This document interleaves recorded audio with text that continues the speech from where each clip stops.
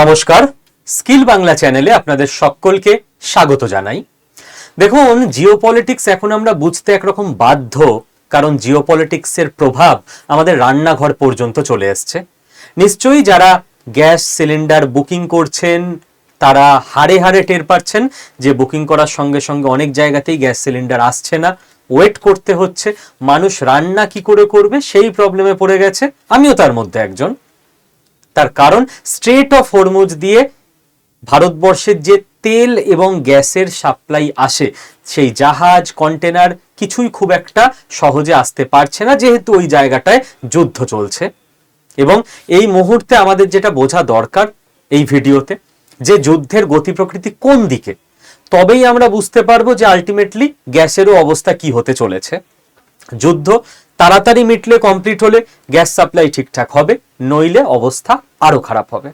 এবং সেকেন্ড, এই অবস্থায় দাঁড়িয়ে ভারতবর্ষের কাছে সম্ভাব্য কি কি রাস্তা আছে ভারতবর্ষের মানুষকে এই মারাত্মক বিপদ থেকে রক্ষা করার জন্য।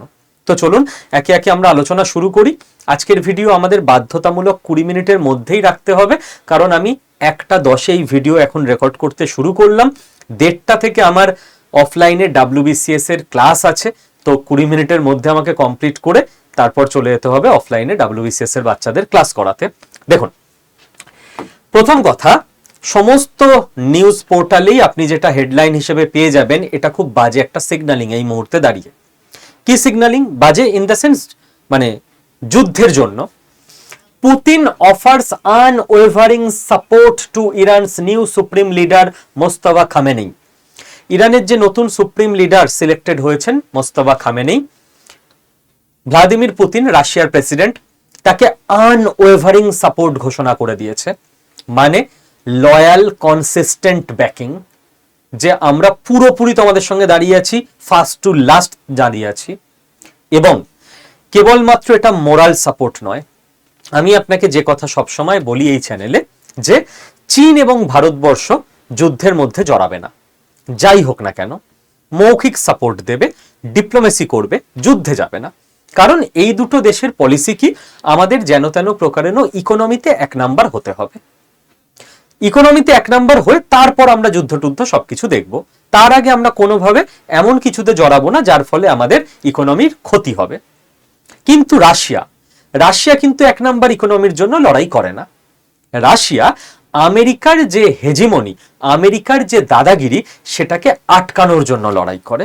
তো আমেরিকার বিদেশ নীতি আর ভারত চীনের বিদেশ নীতি আলাদা। এই আমেরিকা বলছি, রাশিয়ার এবং ভারত চীনের টোটাল টার্গেট, উদ্দেশ্য, নীতি আলাদা। তো রাশিয়ার টার্গেট যেহেতু লক্ষ্য আমেরিকাকে আটকানো, রাশিয়া কিন্তু এই যুদ্ধের মধ্যে যখন বলছে আনওয়েভারিং সাপোর্ট দেব, তার মানে ওরা এর মধ্যে অ্যাক্টিভলি ঢুকবে। এবং রাশিয়ার কাছে এই মুহূর্তে সুবিধা যেটা, টাকার যে কমতি ওদের কাছে হয়ে গেছিল, ইকোনমির অবস্থা খারাপ হচ্ছিল, এই স্ট্রেট অফ হরমুজ বন্ধ হয়ে যাওয়ার ফলে শুধু ভারত নয়, পৃথিবীর বহু দেশ গ্যাস এবং তেলের জন্য রাশিয়ার মুখাপেক্ষী হয়ে গেছে, যে প্লিজ ভাই ক্ষমা করে দাও, তেল দাও, গ্যাস দাও। তো রাশিয়া আরামসে সাপ্লাই দিয়ে যাচ্ছে সবাইকে এবং টাকা নিয়ে যাচ্ছে। তো রাশিয়ার ইকোনমি আবার মজবুত হয়ে যাচ্ছে, ওই ইকোনমি দিয়ে ও আবার আমেরিকার বিরুদ্ধে লড়াই চালানোর জন্য শক্ত সমর্থ হয়ে যাচ্ছে। থার্ড পয়েন্ট, দেখুন কি বলেছেন ভ্লাদিমির পুতিন, ওনার কথাটা খুব ইম্পর্টেন্ট এখানে। উনি বলছেন, coat unquote, Russia has been and will remain a reliable partner of the Islamic Republic. তো রাশিয়া ইসলামিক রিপাবলিকের পার্টনার থাকবে, উইল। ইরান শব্দটা এলো না, এলো ইসলামিক রিপাবলিক। মানে এটাই বোঝালো যে ইরানে নতুন যে গভর্নমেন্ট আনার চেষ্টা করছে আমেরিকা, আমরা তার এগেনস্টে, আমরা নীতিগতভাবে ইসলামিক যে শাসন তার পক্ষে, রাশিয়াতে নয়, ইরানে। At a time when Iran is opposing armed aggression, your tenure in this high post will undoubtedly require great courage and dedication. কাকে বলছে? মোস্তফা খামেনেইকে বলছে যে এই সময় আপনার দায়িত্ব, তার সঙ্গে দরকার হবে প্রবল সাহস এবং আত্মনিবেদন। আই এম শিওর, পুতিন বলছেন, আমি নিশ্চিত, that you will honourably continue your father's work. ইনি হচ্ছেন আলী খামেনেইয়ের ছেলে, যে আপনি আপনার বাবার কাজকে এগিয়ে নিয়ে যাবেন and unite the Iranian people, এবং ইরানের মানুষকে ইউনাইটেড করবেন। দেখুন প্রত্যেকটা শব্দ বিশ্ব নেতাদের প্রচন্ড মাপা হয়। কেন এখানে ইউনিটির কথা এলো বলুন তো? যারা স্কিল বাংলা ফলো করেন নিশ্চয়ই বুঝতে পারছেন। ইরানকে এই কুর্দিস, আজারিজ, ইরানিয়ান এইরকম বিভিন্ন সেগমেন্টে সিআইএ কি চেষ্টা করছে, আমেরিকার সিআইএ ভাঙার চেষ্টা করছে। তার বিরুদ্ধে পুতিনের মেসেজ যে তোমরা যে ইরানকে ভাঙার চেষ্টা করছো সেটা আমি জানি, এবং বলছেন মোস্তফা খামেনেইকে, আসল মেসেজ দিচ্ছেন ট্রাম্পকে যে ইরানকে ইউনাইট করার কাজও আমরা আমাদের গোয়েন্দা দপ্তর দিয়ে চালিয়ে যাব। রাশিয়া বলছে আমেরিকাকে, জাস্ট মাঝখানে ইরানকে রেখে দিয়েছে। হয় না, এই বলে দে ওকে, ওই যখন ভাব বাচ্চে কথা বলে কেউ কারোর সঙ্গে রেগে গিয়ে, সেরকমই ব্যাপার হচ্ছে। তো এখানে তিনটে ব্যাপার অত্যন্ত ইম্পর্টেন্ট আমি দেখিয়ে দিলাম আপনাদেরকে। এরপর 4 নাম্বার ব্যাপার। 4 নাম্বার ব্যাপার যেটা আমি বলছিলাম যে রাশিয়া কিন্তু কেবলমাত্র মৌখিক সাপোর্ট দিয়ে থেমে যাবে না ভারত বা চীনের মতো। সেই জন্য দেখুন, Russia is providing Iran intelligence to target US forces. রাশিয়ার তো স্যাটেলাইট আছে, বেশ ভালো রকম আছে। রাশিয়া স্যাটেলাইট দিয়ে দেখে নিচ্ছে যে কোথায় কোথায়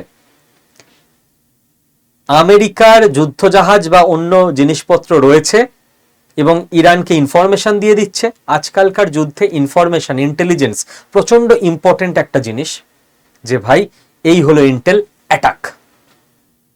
অ্যাটাকটা ইরান করছে, ইনফরমেশন কোথায় আছে, কোন সময় কিভাবে অ্যাটাক করতে হবে রাশিয়া প্ল্যান দিয়ে দিচ্ছে, ব্লুপ্রিন্ট দিয়ে দিচ্ছে। তো রাশিয়া এই যুদ্ধে ঢুকে গেছে বলেই ইরান কিন্তু আরো কিছুদিন এটাকে প্রতিহত করতে পারবে, এবং যতদিন যুদ্ধ বাড়বে সেটা ভারতের জন্য এনার্জি ক্রাইসিসের জন্য ততই ক্ষতিকর ব্যাপার। আমরা প্রথম থেকে দুটো জিনিসই বলেছিলাম, এই যুদ্ধে আমাদের কোনো লেনাদেনা নেই কেবল দুটো জিনিস ছাড়া, আমাদের গ্যাস এবং তেল, আর সেকেন্ড আমাদের যেসব মানুষ ইরানে আছে তাদের সেফটি। তো আমরা প্রথম জায়গাটাতেই যেটা আশঙ্কা করছিলাম সেটাতেই ভুগছি। এবং এই মুহূর্তে অবস্থা দেখুন, এই মুহূর্তে ট্রাম্প প্রস্তাব দিয়েছিল চলো ভাই আলোচনা করি, সারেন্ডার করো। Tehran vows to use powerful missiles, rejects Trump talks. Tehran মানে ইরান বলে দিয়েছে আরো পাওয়ারফুল মিসাইল ছাড়বো, আলোচনা কোনো কিছু হবে না। ওকে, আর এদিকে ট্রাম্প বলছে যে আমরা প্রিটি কুইকলি জিতে যাব এই যুদ্ধ, আর কিছুদিনের মধ্যেই। ভাই কদিন, 9 নাম্বার দিন হয়ে গেল, সারা পৃথিবীতে ইম্প্যাক্ট হতে শুরু করে দিয়েছে।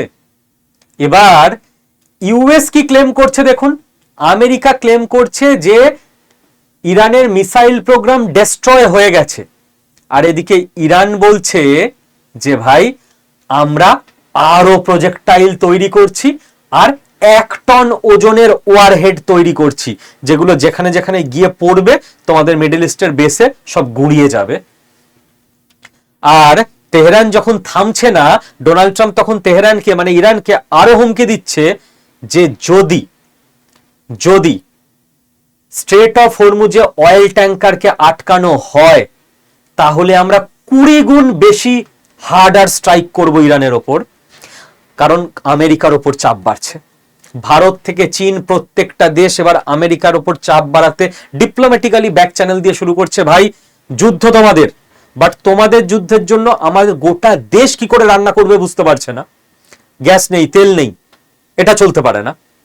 তো আমেরিকাও বুঝতে পারছে যে আমার চাপ বাড়ছে, ইউরোপ চাপ দিচ্ছে আমেরিকার ওপর, আমেরিকা ইরানে আরো চাপ দিচ্ছে, কারণ এটা সলিউশন একটাই, ইরান যেই মুহূর্তে আত্মসমর্পণ করে দেবে স্ট্রেট অফ হরমুজ খুলে যাবে, পুরোটা নর্মাল হয়ে যাবে। আমেরিকার উপায় একটাই, আর না হলে স্ট্রেট অফ হরমুজকে আপাতত ওপেন করতে আমেরিকাকে পিছিয়ে যেতে হয়, যেটায় আমেরিকার মারাত্মক সম্মান নষ্ট, আমেরিকা সেটা করবে না যুদ্ধে এতটা এগিয়ে। আর ইরানও কোনোভাবে সারেন্ডার করছে না যে যুদ্ধ তো আমরা চালিয়ে যাব, যতদিন যুদ্ধ চলবে স্ট্রেট অফ হরমুজ বন্ধ, স্ট্রেট অফ হরমুজ বন্ধ মানে তেল আর গ্যাস বন্ধ। তো ডোনাল্ড ট্রাম্প যখন ইরানকে বলছে যে স্ট্রেট অফ হরমুজ দিয়ে যদি অয়েল ট্যাঙ্কার স্টপ করা হয় তাহলে 20 গুণ বেশি আঘাত দেবো, ইরান কি ভয় চুপ করে গেল? ইরান বলছে not a liter of oil will be exported, বলছে আমাদের ধমকি দেওয়া 20 গুণ বেশি অ্যাটাক, 1 লিটার তেল এখান দিয়ে যেতে দেব না। তেল তো ইরানের নয়, তেল আসছে মিডল ইস্ট থেকে, আরব থেকে, ইউএই থেকে, কাতার থেকে, অন্য সমস্ত আরব আরব কান্ট্রি যেগুলো আছে সেই জায়গা থেকে। বাট তেলকে তো আসতে হবে ইরানের পাশ দিয়ে, স্ট্রেট অফ হরমুজ দিয়ে, যেইখানটা ইরান পুরো ব্লক করে রেখে দিয়েছে। কে যাবি, যা, এখান দিয়ে গেলেই মিসাইল মারবো। এরা বলছে একটা লিটার তেল এখান দিয়ে পাস হতে দেব না, এবং স্ট্রেট অফ হরমুজের মতো ইম্পর্টেন্ট জায়গা, যার ফলে চিন্তা বাড়ছে। নো ডাউট ধরে নিতে পারেন এই মুহূর্তে ভারতবর্ষের টপ লিডারশিপের ঘুম উড়ে গেছে যে 140 কোটি মানুষ খাবে কি, রান্না করবে কোথায়। এবার বুঝতে পারছেন জিওপলিটিক্স কেন এত ইম্পর্টেন্ট, কেন পৃথিবীর কোথায় কি ঘটছে সেটা ইম্প্যাক্ট ফেলে আপনার জীবনে, আপনার রান্নাঘরে। অয়েল প্রাইস কত হয়ে গেছে জানেন? অয়েল প্রাইস $120 উঠে গেছিল, crude oil price per barrel, যেটা কদিন আগে $60-65 ছিল, ডবল হয়ে গেছিল। ট্রাম্প সঙ্গে সঙ্গে মার্কেটকে আশ্বস্ত করার জন্য বলে যে আমাদের তো যুদ্ধটার ব্যাপারে একটা শিডিউল আছে, যে এতদিনে আমরা যুদ্ধটা এইভাবে শেষ করব, আমরা অ্যাহেড অফ শিডিউল, আমরা সিলেবাসের থেকে এগিয়ে আছি, 15 দিনে যা করার কথা ছিল আমরা 9 দিনে করে দিয়েছি, তো যুদ্ধ তাড়াতাড়ি ভেরি সুন কমপ্লিট হয়ে যাবে। ডোনাল্ড ট্রাম্প চেষ্টা করছে মার্কেট সামলানোর এই ধরনের আশ্বাস বাণী দিয়ে, এবং ডোনাল্ড ট্রাম্পের এই আশ্বাসে কাজও হয়।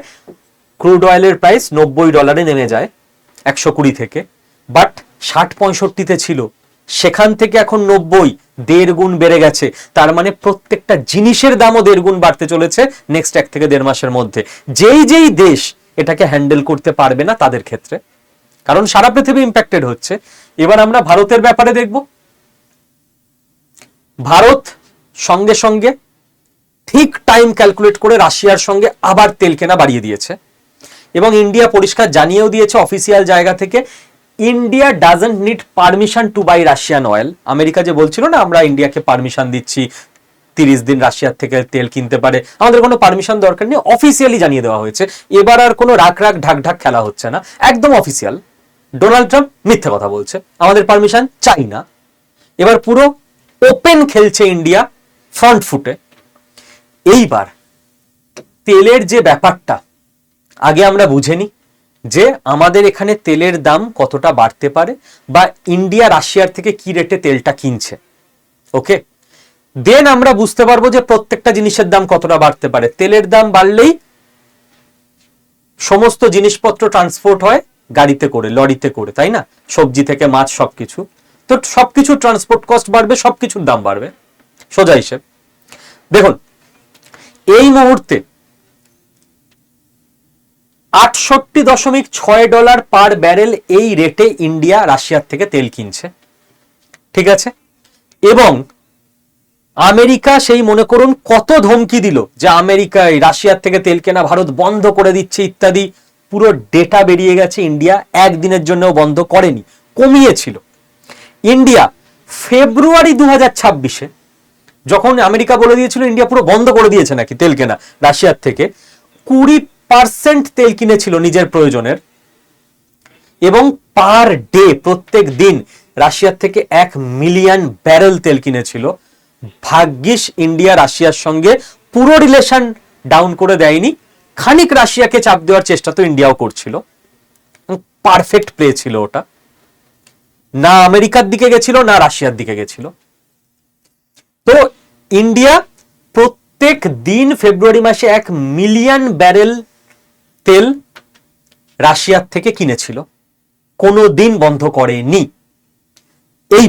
এইবার বুঝতে হবে স্যার এখানে যে লেখা রাশিয়ার তেল, যেটা ওরা আমাদের উরাল গ্রেডের অয়েল দেয়, সেটা $4 থেকে $5 পার ব্যারেল বেশি রাশিয়া বাড়িয়ে দিয়েছে দাম। ইয়েস, রাশিয়া দাম বাড়িয়েছে। এইবার জিনিসটা আপনাকে বুঝতে হবে কি হচ্ছিল। রাশিয়া আমাদের 60 টাকায় তেল দিচ্ছিল, আমি টাকায় বলছি, এটা অ্যাকচুয়ালি ডলার, ঠিক আছে, বুঝতে সুবিধার জন্য। তখন সারা পৃথিবীতে মোটামুটি দাম চলছিল 65-66 টাকা। তার মানে রাশিয়া আমাদের 5 থেকে 6 টাকা কমে দিচ্ছিল, রাইট। রাশিয়া বলে দিয়েছিল ভাই দাম যাই যাক আমরা তোমায় 60-ই দেব, কখনো 58-59-ও দিচ্ছিল, তো ওই 6-7 টাকা কমে দিচ্ছিল। এখন রাশিয়া আমাদের দিচ্ছে 68.6 টাকায়, তো অ্যাকচুয়ালি 4-5 টাকা নয়, মোটামুটি 8 টাকা বেড়ে গেছে দাম, টাকা মানে ডলার, ওকে। বাট এবার আপনি তুলনা করলে বুঝতে পারবেন জিনিসটা কি। এই মুহূর্তে 10ই মার্চ 2026 এক্স্যাক্ট আজকের ডেটের হিসেবে সারা পৃথিবীতে ব্রেন্ট ক্রুডের দাম হচ্ছে 93 টাকা।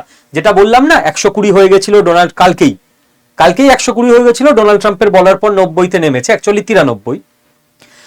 ইউএস বেঞ্চমার্কের দাম, আলাদা আলাদা গ্রেডের তেল হয় তো আলাদা আলাদা দাম, 88 টাকা। রাশিয়ান উরালের দাম এখন হয়ে গেছে 88 টাকা।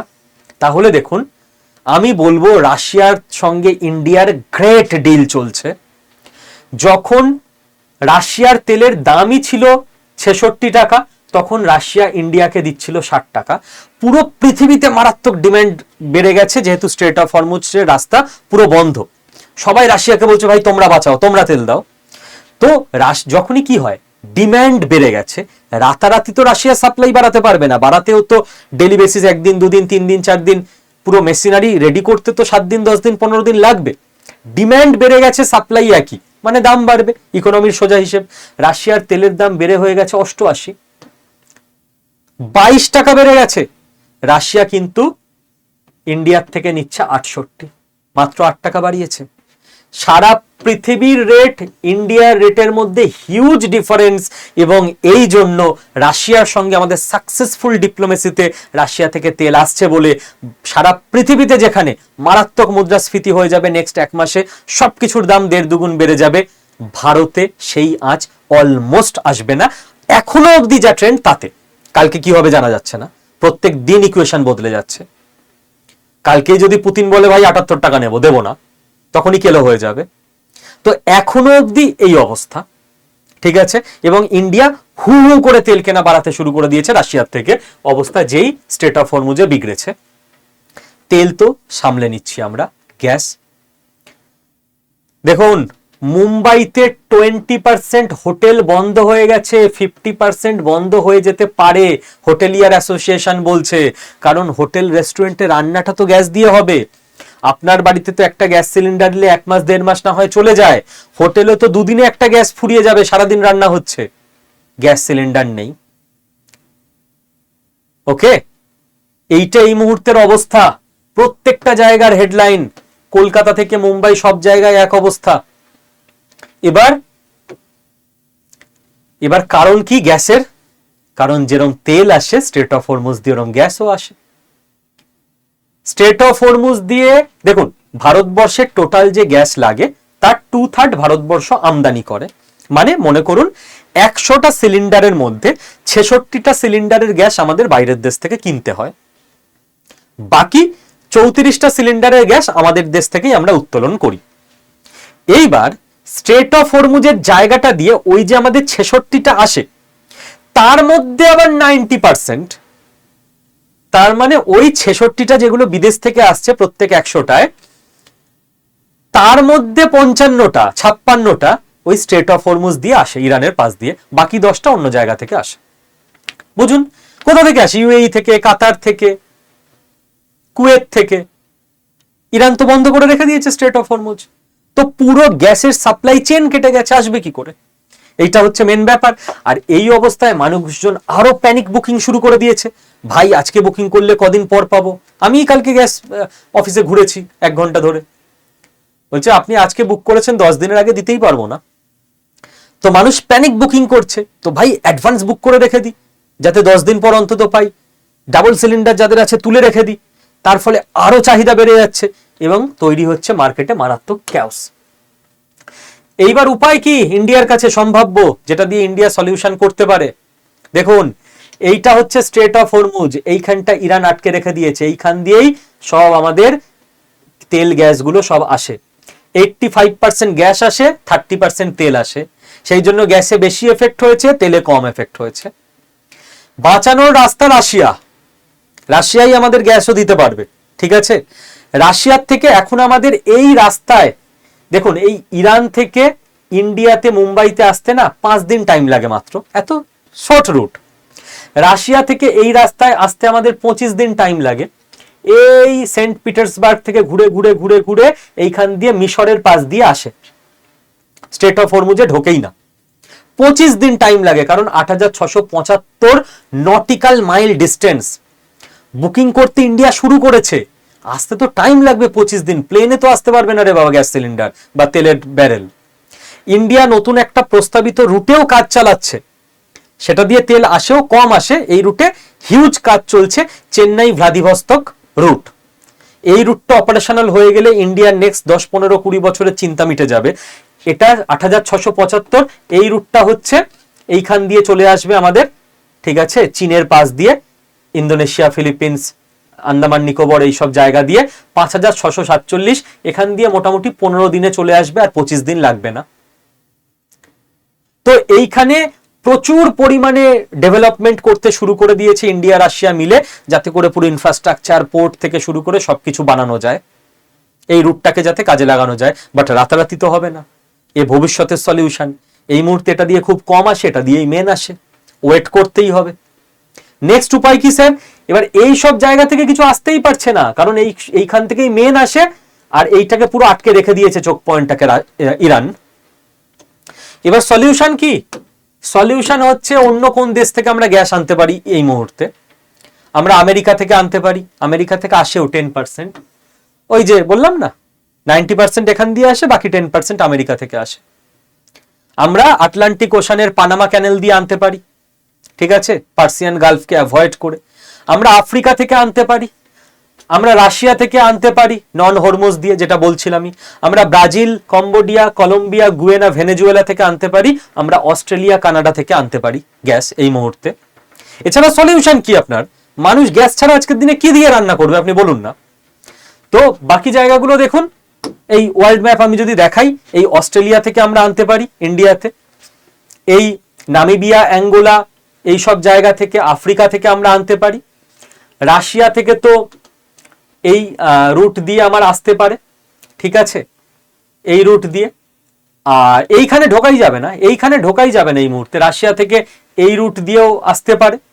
আমরা এই ব্রাজিল ট্রাজিল থেকে এই রুট দিয়ে আনতে পারি, আমরা ইউএসএ থেকে এই রুট দিয়ে আনতে পারি। এবার প্রত্যেকটা রুটই দেখুন খুব বড়, একমাত্র এই রুটটাই ছিল শর্টেস্ট রুট, 4-5 দিনে আসতে পারে, বাট এই রুট পুরো ব্লক হয়ে রয়েছে, এই মুহূর্তে কিছু করার নেই।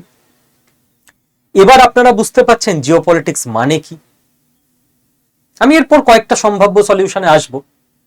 এবার আপনারা যখন বলেন হ্যাঁ ওই মিডল ইস্টের কান্ট্রি, ও তো পাকিস্তান সাপোর্টার, কাশ্মীর ইস্যুতে পাকিস্তানকে সাপোর্ট করেছে, মোদিজি গিয়ে কেন ওকে গলা জড়িয়ে ধরছে, কেন ওর সঙ্গে ভারত সম্পর্ক রাখবে? আপনি আত্মনির্ভর হয়েছেন?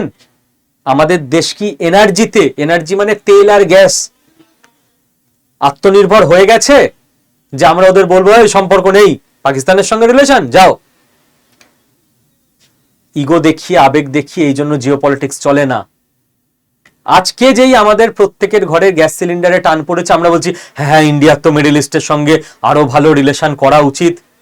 20 দিন আগেই হয়তো বলতাম না, যদি দেখতাম কোন দেশ পাকিস্তানের সঙ্গে ডিল করছে। মোদিজি কেন মুখের ওপর জবাব দিচ্ছে না ওকে? আর ও যদি এবার বলে আচ্ছা ঠিক আছে তুমি ইগো দেখিয়েছো, আমি গ্যাস দেবো না, তেল দেবো না, তার জন্য টাইম লাগবে 10-15 বছর। ঠান্ডা মাথার কাজ, মাথা গরমের কাজ নয় এটা। এবং একটাই সলিউশন, আত্মনির্ভর হতে হবে জিওপলিটিক্সে ব্যাটিং করতে গেলে হাত খুলে, যে আমি কোনো কিছুর ওপর, বিদেশের ওপর ডিপেন্ড করি না। আমার তেল থেকে, গ্যাস থেকে, চিপ থেকে, সেমিকন্ডাক্টর থেকে, স্টিল থেকে, কোল থেকে সব আমরা নিজেরা ম্যানুফ্যাকচার করি। নে এবার যে দেশ কিছু বলবে তার চোখে চোখ রেখে জবাব দেবে। তখন ডক্টর জয়শঙ্কর থাকুক, অন্য কেউ থাকুক দায়িত্বে, নো ইস্যু। বাট যতদিন না সেটা আমরা নিজেরা সিকিউর করতে পারছি, ততদিন মিলেমিশে অ্যাডজাস্ট করেই থাকতে হবে। মাথা গরম করে আবেগে একদিন জিতবেন, তারপর রান্না কি করে হবে? এবার এই মুহূর্তের সলিউশন কি আমাদের কাছে? এই তো রুটের সলিউশন দেখালাম। এবার দেখুন ভারতবর্ষ আস্তে আস্তে শিফট করছে। 2004-5 ভারতবর্ষের টার্গেট কি ছিল? যে আমরা তো প্রথমে বায়োমাস আর সলিড ফুয়েলে সবাই রান্না করতাম, কাঠের উনুনে, ঘুঁটে দিয়ে, কাঠ দিয়ে, কঞ্চি দিয়ে, গুল দিয়ে, কয়লা দিয়ে, কেরোসিন দিয়ে, তাই না, স্টোভে। আমরা ছোটবেলায় তো তাই দেখেছি। 2004-5 এই সময় ভারতবর্ষে 74% মানুষ বায়োমাস বা সলিড ফুয়েলে রয়েছে। এবার এর ফলে কি হতো, এমন দূষণ হতো, আজকে যদি সবাই বায়োমাসেই রান্না করতো, আমরা প্রচুর লোক মরে যেতাম জাস্ট বায়ু দূষণে। এত কষ্ট হতো, এত দূষণ হতো, সবকিছু শেষ হয়ে যেত। তো ভারতের প্রথম টার্গেট ছিল যে মানুষকে তো রাতারাতি শিফট করানো যায় না, এখান থেকে আগে এলপিজি বা পিএনজিতে শিফট করাতে হবে।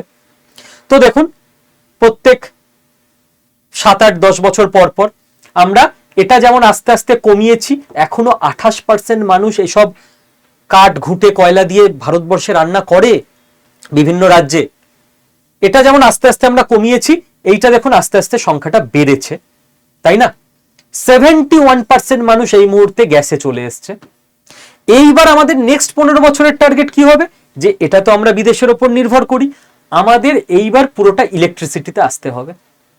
চেঞ্জ হচ্ছে, 2004-05 0.1% কম ছিল, তারপর 0.1% হলো, তারপর 0.5% হলো, এখন 1% লোক চলে এসছে ইলেকট্রিসিটিতে, 100 জনে একজন। আগে তো ছিল 1000-এ একজন, যখন 0.1% ছিল। এবার এটা রাতারাতি তো আপনি 100% সবাইকে ইলেকট্রিকে শিফট করাতে পারবেন না, কারণ এটা একটা অভ্যাসের ব্যাপার। আমার মনে আছে যখন আমাদের বাড়িতে কাঠে রান্না হতো, যখন প্রথম গ্যাস সিলিন্ডার এলো, গ্যাস ওভেন এলো, ওই দুধ গরম বা এই ধরনের জিনিসপত্র গ্যাসে হতে শুরু করলো। রান্না মা তখন বলতো, কাকিমা বলতো যে কাঠের মতো রান্না হয় না, গ্যাসে কি আর হয় নাকি, গ্যাসে কি রান্না হয় না? আজকে তো মা কাকিমা সবাই সারাদিন, আমি আমার ওয়াইফ সবাই সব সময় গ্যাসেই রান্না করছি। তার মানে মা কাকিমা যেহেতু তাদের ছোটবেলা থেকে তাদের জীবনের একটা বড় অংশ অব্দি কাঠে রান্না করে এসছে, তোদের সাইকোলজি এরকম হয়ে গেছে, আমরা এটা অভ্যস্ত, গ্যাস তো আমরা পারি না। এবার দেখুন নেক্সট 20 বছরে, এখন আমার গ্রামের বাড়িতে কাঠের উনুন এখনো আছে, খুব অকেশনালি আনন্দ করে ইউজ হয়, আর ইউজ হয় না, পড়ে আছে। তো গ্যাসে শিফট হয়ে গেছে সবাই, কেউ বলে না এখন যে গ্যাসের প্রবলেম। এবার আমার গ্রামের বাড়িতেও একটা ইন্ডাকশন আছে, ফ্ল্যাটে তো আছেই আছে। গ্রামের বাড়িতে ইন্ডাকশনে এখন যদি কেউ কিছু করে, আমি যেদিন যাই, আমরা যখন যাই, আমরা যদি গিয়ে করি, তো এখন মা কাকিমা ওরা বলে, আরে গ্যাসের মতো সুবিধা ইন্ডাকশনে কি আর রান্না হয় নাকি? তার মানে ওরা আর এই জীবনে ইন্ডাকশনে অতটা ইউজ টু হতে পারবে না। কিন্তু আমাদের কাছে, আমরা আমাদের মা কাকিমাদের থেকে ইন্ডাকশনে অনেক বেটার করে নিই, বাট আমাদেরও গ্যাসে একটু হাত বেশি সেট। আমাদের ওই সুইচ হতে, শিফট হতে 10-15 বছর তো লেগেই যাবে। তার আগে ভারত সরকারকে যেন তেন প্রকারেণ গ্যাস সিলিন্ডারের সাপ্লাই দিয়ে যেতে হবে। আপাতত আমরা কি করতে পারি, আমরা ইন্ডাকশনে একটু বেশি করে সবাই চালাতে পারি দেশের এই দুঃসময়। আমি কালকে গেছিলাম, আমি গ্যাস পাইনি, আমার ফ্ল্যাটে একটাই সিলিন্ডার, ডাবল সিলিন্ডার নেই, কারণ এখানে তো জাস্ট কোন রকমে চালানোর মতো হলেই হলো, বাড়িতে যেমন ডাবল সিলিন্ডার সবকিছু করা আছে। তো আমি জানি আমি 10 দিনের মধ্যে গ্যাস পাবো না, প্যানিক করে কি হবে, সরকারকে দোষ দিয়ে কি বা করতে পারবো, সরকার চেষ্টা তো করছেই, এটুকু তো ফর শিওর। ইন্ডাকশনে চালাচ্ছি, এখন সেট করে নিয়েছি যে ইন্ডাকশনেই আমাদের 10 দিন মতো চলতে হবে। দেশের মারাত্মক দুর্দিন, দেশের সবাই ফাইট করছে, আমাকেও ফাইট করতে হবে। কিছু রান্না খারাপ হবে, কিছু এমন আইটেম আছে যেটা ইন্ডাকশনে করা সম্ভব হবে না, সেটাও জানি, বাট তবু 10টা দিন চালাতে হবে। তো আপনাদের যাদের যাদের কাছে ইন্ডাকশন আছে বা অপশন আছে, তারা কিছুটা রান্না, যেটুকু আপনাদের যে এই রান্নাটা এখানে করে ফেলতে পারি, গ্যাস যাতে একটু কম খরচ হয়, একটু সঞ্চয় করে চালানো যায়, ইন্ডাকশনে শিফট করুন আস্তে আস্তে। মানুষ তো একটা সময় বলতো যে ভাই তেলের গাড়ি কিনবো, ইলেকট্রিক যদি না থাকে, তেল তো থাকবে, ভাই গ্যাসে রান্না করব, ইলেকট্রিক না থাকলে ইন্ডাকশনে তো রান্নাই হবে না। আমরাও ফ্ল্যাটে তাই বলি, ইন্ডাকশনটা আছে বাট ইলেকট্রিক না থাকলে কখনো, যদিও কলকাতায় কারেন্ট যায় না, তবু মাইন্ড সেট আপ ওরকম হয়ে গেছে। এই কদিন আমাদের শিখিয়ে দিল জিওপলিটিক্স, ভাই ইন্ডাকশন অল টাইম কাজ করবে অলমোস্ট, ইলেকট্রিক স্কুটি, ইলেকট্রিক গাড়ি অল টাইম কাজ করবে অলমোস্ট। তেল না থাকতে পারে, গ্যাস না থাকতে পারে, কারণ ওটা বিদেশ থেকে আসে, এতদিন নিরবিচ্ছিন্নভাবে আসছিল বলে আমরা ওর গুরুত্ব বুঝতে পারছিলাম না, যেই 7 দিন কাট হয়েছে আমরা হারে হারে টের পাচ্ছি। তো আলটিমেট দায়িত্ব সরকারকেই নিতে হবে, সরকার সরকারের মতো চেষ্টা করুক, ফরেন সার্ভিস অফিসাররা ট্রাই করুক, সেখানে তো আমরা প্রত্যেকে জ্ঞান দিয়ে কিছু করতে পারবো না, আমরা আমাদের মতেও ট্রাই করি যাতে গ্যাসটাকে একটু বাঁচিয়ে এই কদিন চলা যায়। প্যানিক করে তো কিছু লাভের লাভ হবে না, প্ল্যান করে লাভের লাভ হতে পারে, অ্যান্ড লং টার্মে আমরা যাতে as a nation, as a country আত্মনির্ভরতার দিকে মানে ইলেকট্রিকের দিকে শিফট করে যেতে পারি, যাতে অন্য দেশের ওপর আমাদের নির্ভরতা না থাকে। কারণ এই জিনিস তো আবার 10 বছর পর হতে পারে, এখন না সলভ হয়ে গেল, আবার সবাই আমরা ভুলে গেলাম, ওই তো আবার গ্যাস আসতে, তেল আসতে শুরু করে দিয়েছে। আবার 10 বছর পর হলে তখন হয়তো 9 দিনের জায়গায় 90 দিন চললো, আবার তো আমরা বিপদে পড়বো। এটা তো লং টার্ম সলিউশন হতে পারে না, না? তো আশা করি পুরো ব্যাপারটা আপনাদের বোঝাতে পারলাম। Thank you. আমার 10 মিনিট লেট হয়ে গেল, ছুটতে এক্ষুনি 5th ফ্লোর থেকে 4th ফ্লোরে যেতে হবে, WBCS ক্লাসটা শুরু করব। এবং আপনাদের এই ভিডিওটা আমি আশা করি খুব দ্রুতই আমাদের চ্যানেলে 2-2.5 মধ্যে আপলোড হয়ে যাবে। ভালো থাকবেন প্রত্যেকে।